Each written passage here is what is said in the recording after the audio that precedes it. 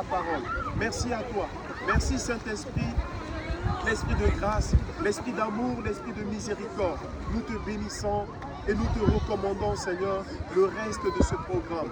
Dispose nos cœurs, dispose les cœurs, Seigneur, de Alexandre, de Erwan, Seigneur, qui ont décidé. Ils ont pris cette décision, Seigneur. Personne ne les a obligés, mais parce qu'ils veulent t'honorer. Mais la Bible dit que tu honores ceux qui t'honorent. Et nous te bénissons parce que, Seigneur, je crois. Tu es celui qui honore ceux qui t'honorent. Sois béni et sois élevé. Merci à toi. Au nom puissant de Jésus, nous avons prié et nous te disons tous Amen. Voilà, rapidement, nous allons lire deux versets très importants. Après, quand je laisserai le temps à Alexandre et Hermione de donner leur témoignage. Voilà, ces deux versets sont très importants pour nous cet après-midi. Je vais lire dans... Le premier verset se trouve dans Matthieu. Le premier verset se trouve dans Matthieu au chapitre 10, le verset 32. Matthieu au chapitre 10, le verset 32. La lettre est petite parce que j'ai un problème un peu. Je vais prendre juste sur mon téléphone pour lire. Matthieu au chapitre 10, les versets 32.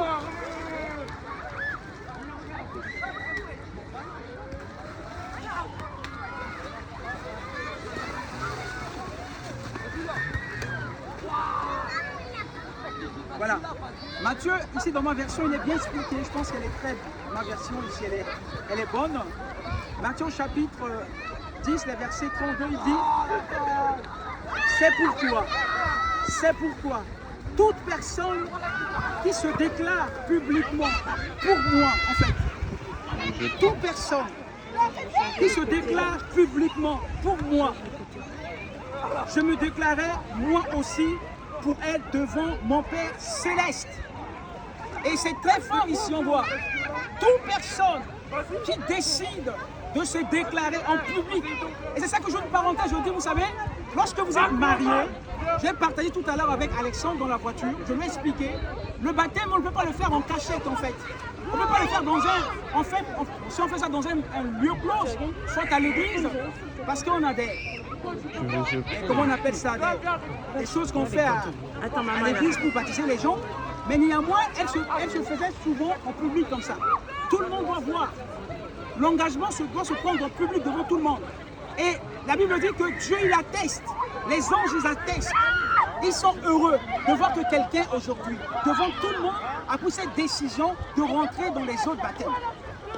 Et c'est ce que Matthieu dit que c'est pourquoi toute personne qui se déclare publiquement pour moi, pour Jésus, et cet après-midi, vous avez déclaré que vous êtes pour Jésus parce que vous êtes engagé avec lui. Et Dieu, en son tour maintenant, il vous dit, Jésus va dire que devant son Père, le jour, il va dire, je reconnais Alexandre, je reconnais Hermione, parce qu'un jour, un certain samedi, ils ont pris cet engagement, ils ont décidé de me confesser comme leur Seigneur et leur Sauveur devant tout le monde.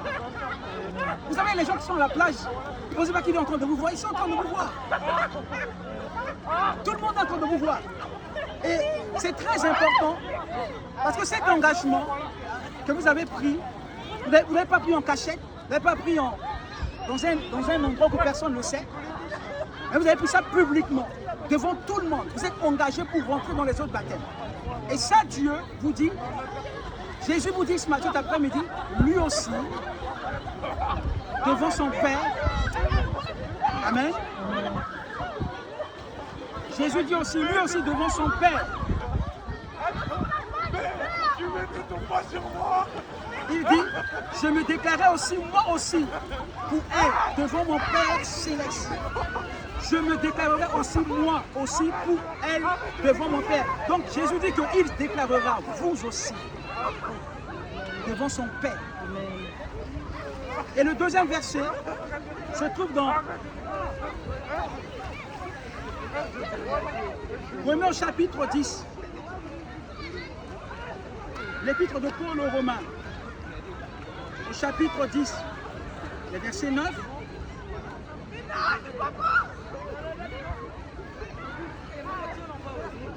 Romains, vous avez trouvé? Romains 10. Verset 9. Si tu reconnais, moi je trouve ça très fort, Paul est en train de dire aux chrétiens, il dit, si tu reconnais publiquement de ta bouche que Jésus est ton Seigneur, non pas seulement il est ton Seigneur, et si tu crois de tout ton cœur que Dieu l'a ressuscité, tu seras sauvé. C'est juste une déclaration que tu vas le faire, une confession personnelle. Si tu reconnais publiquement, non pas en cachette, n'est-ce pas que si vous êtes devant monsieur le maire, est-ce que acceptes-tu de prendre tel comme ton époux? Oui, mais c'est devant tout le monde en fait. C'est pour cela que quand tu dis oui devant tout le monde, il n'y a pas de recul après. Et comme les gens utilisent toujours, c'est la corde au cou. Parce que tu as dit oui devant Dieu et devant tout le monde qui était là. Et aujourd'hui, vous avez dit oui devant Dieu et devant les anges et devant tout le monde qui est là.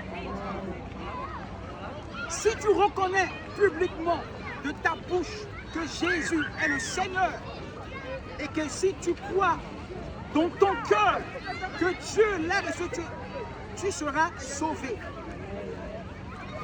Amen. N'est-ce pas Alexandre? N'est-ce pas Hermione? Donc vous êtes sauvés. Vous avez sauvé de quoi? On va dire, mais vous êtes sauvés, mais sauvés de quoi? Non pas que tu es en train de te noyer et que... Comment on les appelle? Les sauveteurs viennent te sauver parce que tu es en train de te noyer, non. Mais tu es sauvé de la mort éternelle. Ça veut dire que la séparation de l'homme avec Dieu dans l'éternité. Après que tu quittes cette terre, il y aura un jugement dans le ciel là-bas. Et comme tu as confessé que Jésus-Christ est ton Seigneur et ton Sauveur, et que tu crois que Dieu l'a envoyé pour te sauver, sauver ton âme, alors là, la porte du ciel est grandement ouverte pour toi.